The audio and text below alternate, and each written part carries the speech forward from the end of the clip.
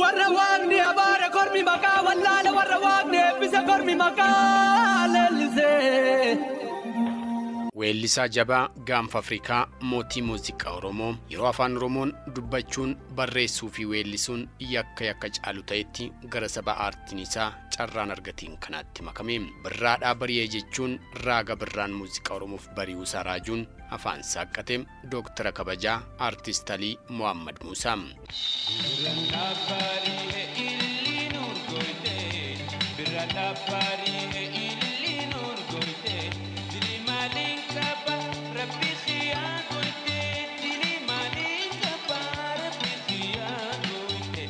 Maqaan isaa guutuu kan dhalootaan moggaafameef Alii Mohammad Muusaa jedhama.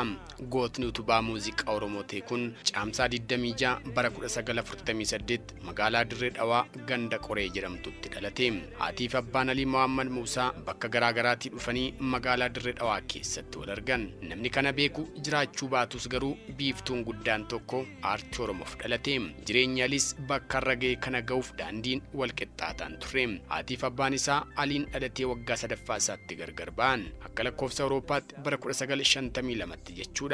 Aliinis jaalala abbaaf haadha dhandhamatee osoo hin quufin jireenya biraa eegaluuf dirqame. Yeroo sanatti gaariif hamaa gargar baasee beekuu baatus abbaan isaa galii waan qabuuf isa waliin jiraachuun murtoo taate. Daa'imni jaalala haadha osoo hin quufin jireenya addunyaa kanaa tokko jettee gufuun simatti kun eessa ga'uu danda'a? Maalis ta'uu danda'a laata? Wanti namni salphaatti tilmaamu wallaansoo jireenyaa mo'achuudha. Aliin garuu nama sanaa olii ture.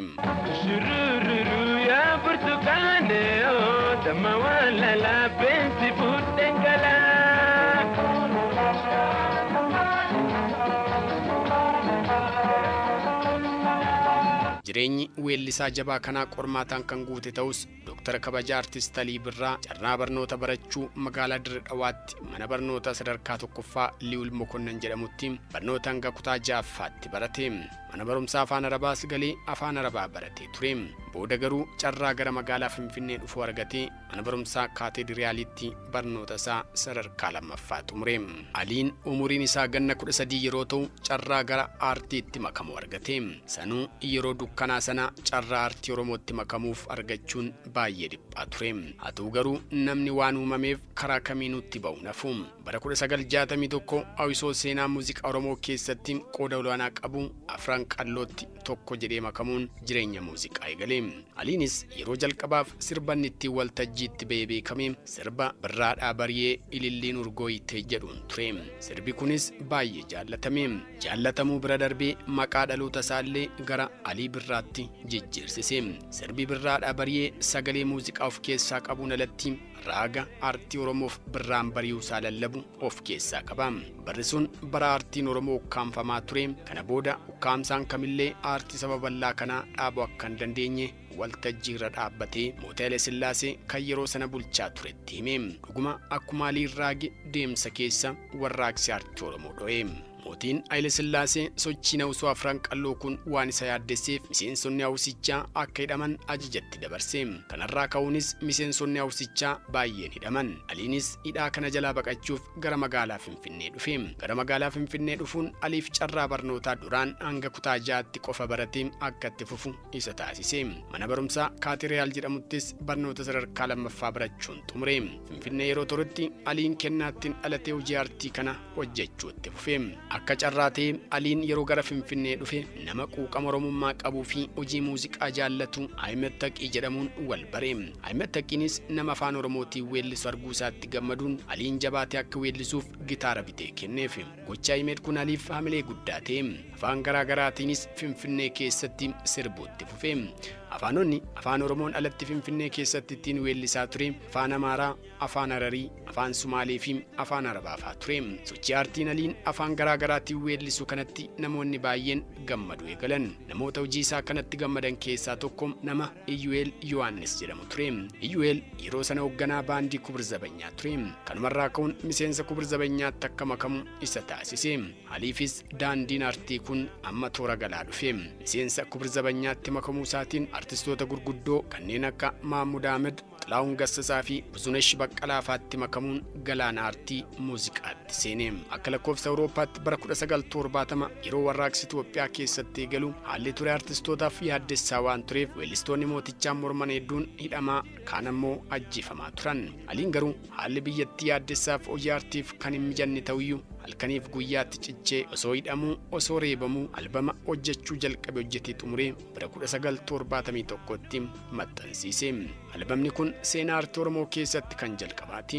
Aartiin Oromoos hacuucaaf dhiittaa uummata Oromoo irra gahaa tureen yeroo ilaalamu dhuguma sadarkaa kanarra gahan abjuu ture.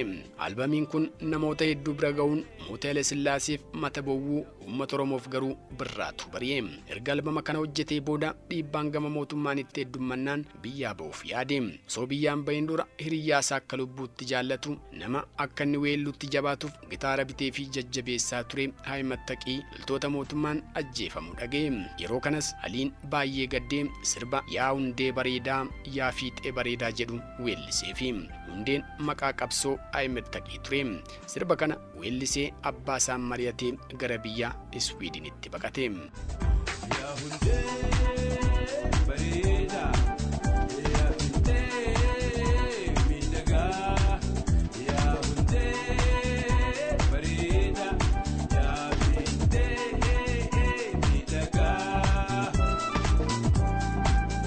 Bara 1988tti carraa barnoota muuziqaa Artiist Akaadaamii Los Angeles USA'tti argatee barnootaaf garasitti malee. Barnoota isaa bara 1990tti erga eebbifameen booda albama isaa biyya alaatti kan jalqabaate isaaf ammoo albama lammaffaa kan ta'e maxxansiisee gabaarra oolche. Albamni biyya alaatti maxxanfame kun Aliin akka sadarkaa idil addunyaatti akka beekamuuf qooda guddaa taphate. Kanumarraan ka'uun biyyoota alaa bakka hawaasni Oromoo jiru hedduutti deemuun weellisaa uummatas jajjabeessaa ture. Dr. Kabajaa Artiist Alii Birraa weellisaa qofa miti. Barreessaa walaloo, qindeessaa muuziqaaf taphataa meeshaa muuziqaa gosoota garaagaraati. Namoonni yeroo waa'ee Alii dubbatan inni weellisaa qofa miti, weellisaa oli. Sirboonni isaa namatti abdii horu. Waa'ee borii raaguu miidhagina Oromiyaa addunyaatti himu. Quuqqaa Oromoon qabu akka bidda dibameetti walaloo hiika dachaa qaban gargaarame ibsata. Daa'imman Oromoo akka baratan, uummanni Oromoo akka tokkoomu umurii isaa guutuu lallabaa jiraate. Sirboonni Alii waa'ee isa darbee si yaadachiisa. Isarra keessa jirru sitti hima. Kan booree ammoo ni raaga. Keessumaa sirboonni isaa siyaasa Oromoo qajeelchuuf, quuqama Oromoo agarsiisuuf sirboota hedduu sirbee keessa uummata Oromoo cabsuuf tooftaa isaan fayyadaman keessaa tokko Gadaa Oromoo cabsuu ture. Aliinis gochaa kana mormuuf karaa mana abbaa gadaa eessaa dhaqeen galma isaa jajjabeessaa jechuun Oromoon sirna gadaa isaa jajjabeeffachuu akka qabu akka nama gaara gubbaa dhaabbatee lallabuutti uummata isaatti dhaamaa ture.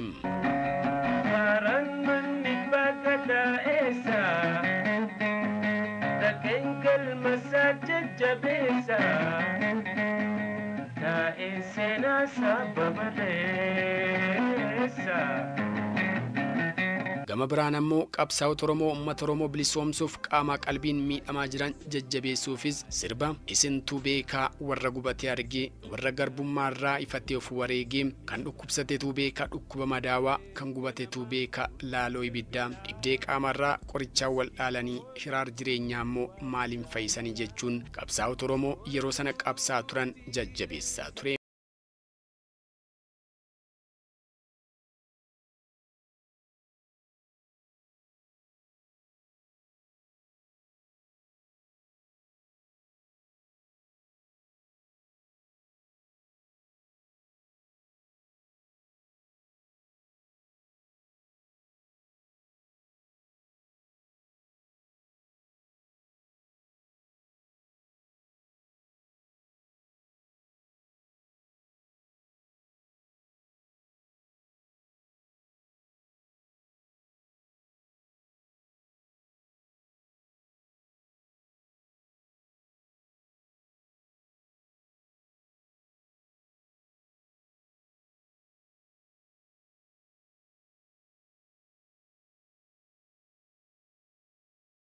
Ammoo yeroo sana sirni nafxanyaa uummanni Oromoo akka tokko hin taaneef akka wal wallaalee gargar faffaca'uuf Oromoo isa tokko Oromoo kutaa biraa irratti kakaasuuf afaan wal wallaalchisuun wal irratti duulchisaa turan. Tooftaa isaan itti Oromoo injifachuu danda'anis kana ture.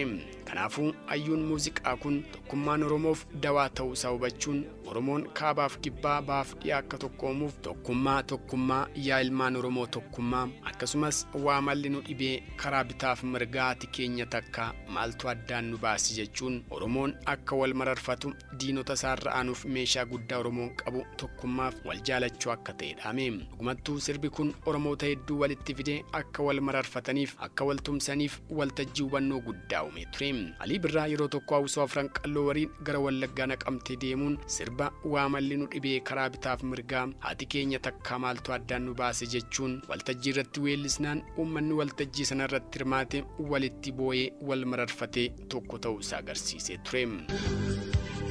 Waa malli nu dhibee jannabita mirgaa waa malli nu dhibee jannabita mirgaa karaa sirrii dhiifnee maalifeenna moggaa maalifeenna moggaa.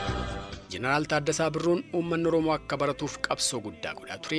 Nama baratituu mirga isaa falmata waan ta'eef Oromoon of kabaje Oromiyaa kabachiisee jiraachuuf barnoota argachuu qaba jechuun hanga aarsaa of godhutti qabsaa'e. Qabsoo Taaddasaan godhe kana mootiin aartii Oromoo Alii Mohaammed Muusaas aartiin dabaalee barnoota ammas barnoota kana ta'uu qaba kaayyoon Oromootaa jechuun barnoonni kaayyoo Oromoo isa tokkoffaa ta'uu akka qabu irra deebi'uun mirkaneesse.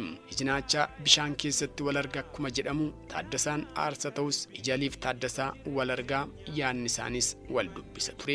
Aliin uummanni Oromoo akka baratu hawwii guddaa qaba. Oromoon yoo barate mirga isaa sarbame akka gaafatu ni beeka. Of kabachiises Oromiyaas akka tiksu abdii qaba. Kanaafuu aabaa jennee kaanaa kanumaan jalqabna jechuun dhaloota qubee qeerroof qarree irra uumameef amilee ta'e.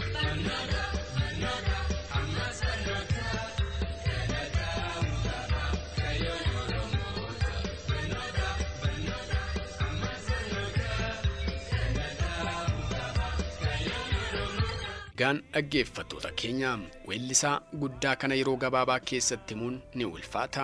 Sirboonni isaa agam yoomirra deddeebi'anii dhaggeeffataman illee hin quufaman. Namoonni afaan Oromoon dhageenye illee baay'ee jaallatu ni dhaggeeffatu. Kanaaf ammoo ragaan weellisaan beekamaa afaan Tigreeffaa weellisu Abiraam Gabramadiin gara ogummaa muuziqaatti akka dhufuuf ka'umsa kan isaaf ta'e sirboota Alii Birraa akka ta'e dubbatee ture.